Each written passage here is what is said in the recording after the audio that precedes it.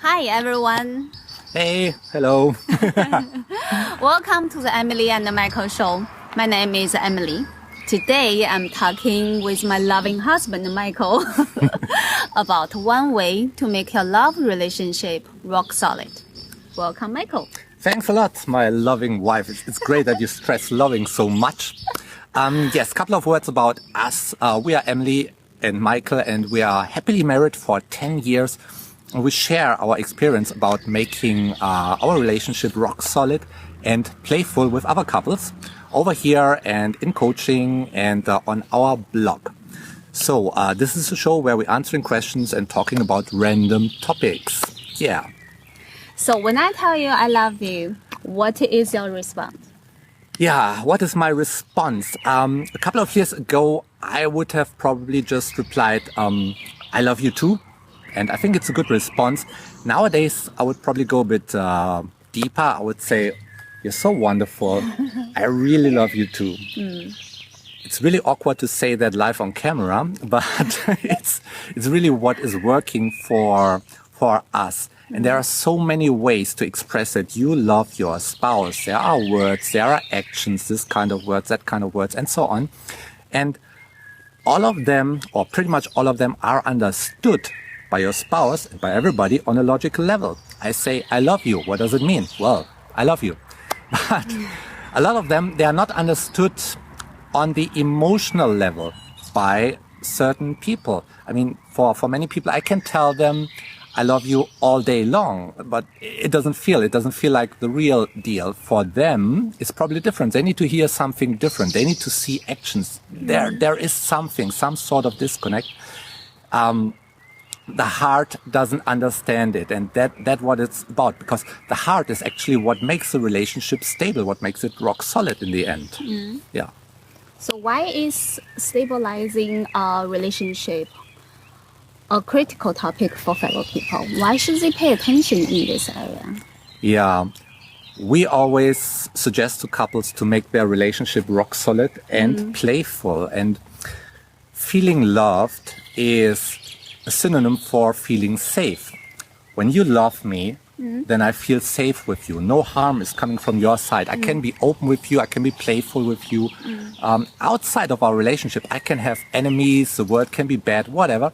But inside, when I feel I'm loved, I'm safe. I'm safe to try out whatever I want, whatever adventure we want to go into. It's a little bit like the fundament of a house. We just moved into this new house, and before they built the actual house, they were building this huge, super heavy fundament on the ground. And this is in order to avoid that the house is falling apart or whatever, breaking together, sliding. So outside of the house now, there can be storm, there can be the nastiest weather. It doesn't matter. Inside the house, it's feeling safe. We can play. Even if the outside weather is really, really ugly, which is quite often the case here in Germany. And the same in a relationship. If you've got a solid fundament, if it feels safe, if you're feeling loved by your spouse and he or she is feeling loved, then you can get playful. Then it's getting interesting. So that is why I think couples should really find out about that and really build a solid fundament in their love relationship. Okay, what is the easiest way to create the feeling of safety?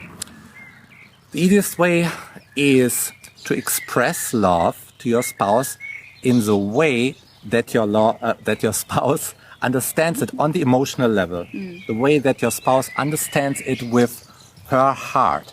And like I said, this can be certain words, this can be certain actions, but it's different for everybody.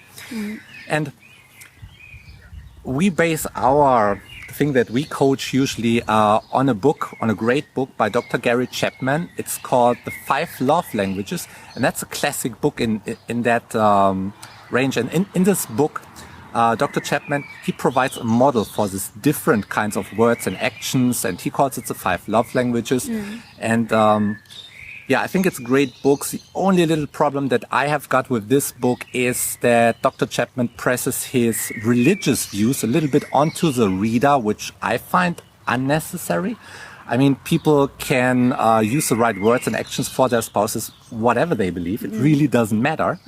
But besides that, it's a really great book, so everybody should read it. I certainly read it. Did you read it?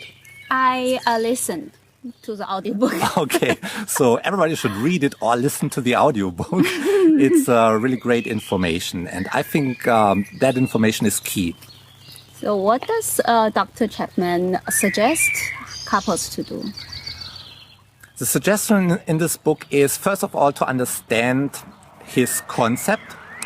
In his model, there are 5 different groups of psychological triggers that make people feel loved, and he's calling that the 5 love languages, which I think it's a wonderful metaphor. And these are words of affirmation, like I love you, and much more. Spending quality time is the second group.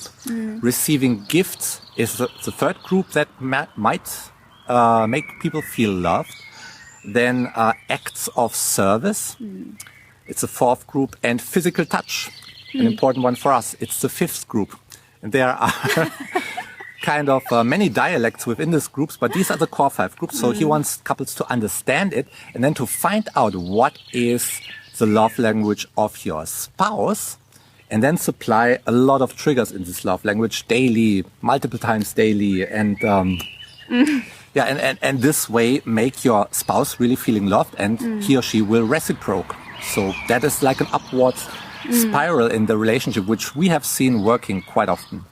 Yeah. So how do fellow people find out the primary love language of their spouse? Yeah. So we all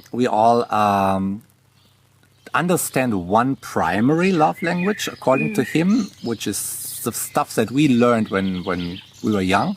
So that makes us really feeling loved. Then we might understand the one or the other as well, but not so strong, not so deeply emotional. And then there might be some which we don't understand at all. For me personally, for example, receiving gifts doesn't feel like love at all. That's good for me. But for other people, it's different. And how do we find out? One thing, of course, is ask your spouse. I mean, it's what we always say, talk in your relationship. It's always a good idea. So ask your spouse what makes her feel loved most. But if you are together with your partner for any longer time, you probably will know. You probably might not like it because it's different from your language. It's different from what you want to give. It's different from what you would understand as love. But you have seen it. You know it. You know what really triggers her emotions. You also know on the other side what hurts. Yeah, for example, maybe you made something wrong and you thought it's not such a biggie, but your partner was really, really hurt, and you thought, why is he or she so hurt?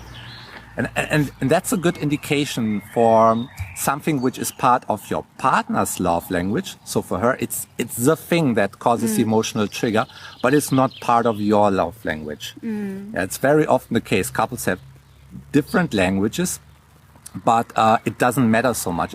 It's not so hard to learn the language of the other one and then to give it to them.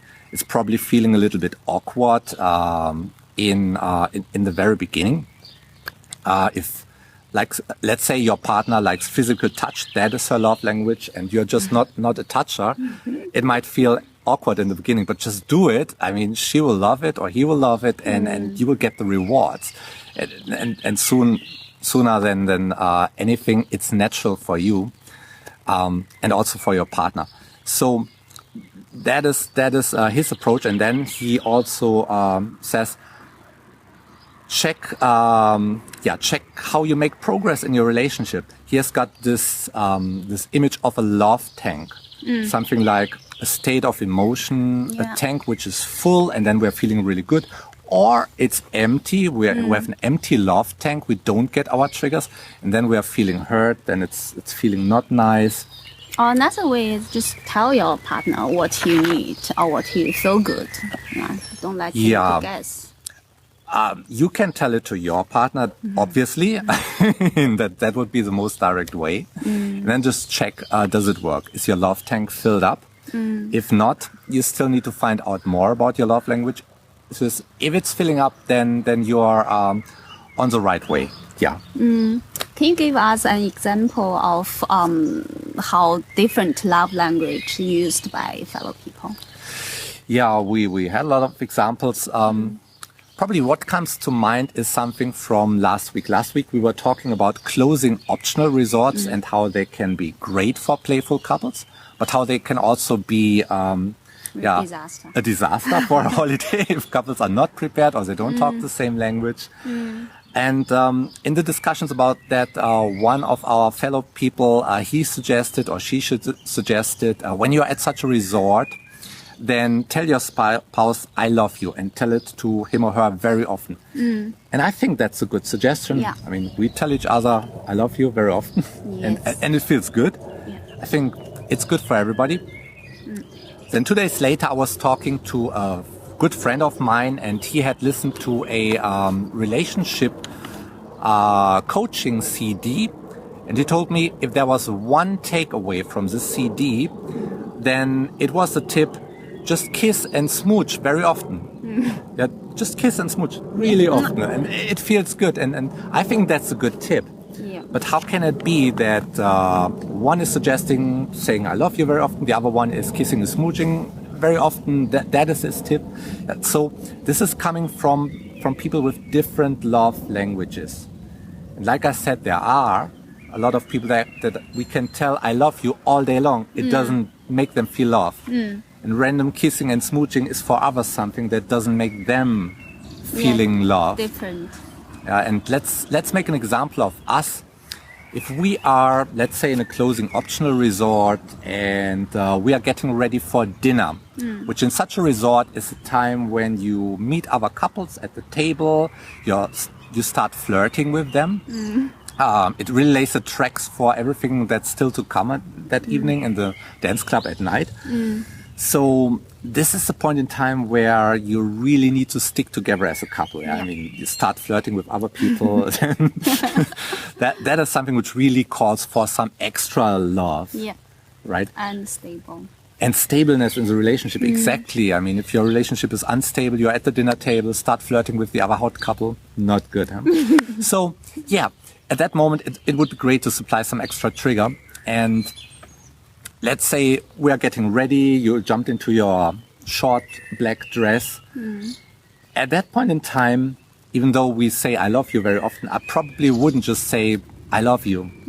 I probably also wouldn't just grab you and kiss you. It's all fine. But at that point in time, I would probably see you in that black dress and say, wow, you're looking so sexy in that black dress. Really great. Looking really great. How does that feel? It feels really honored and Honored?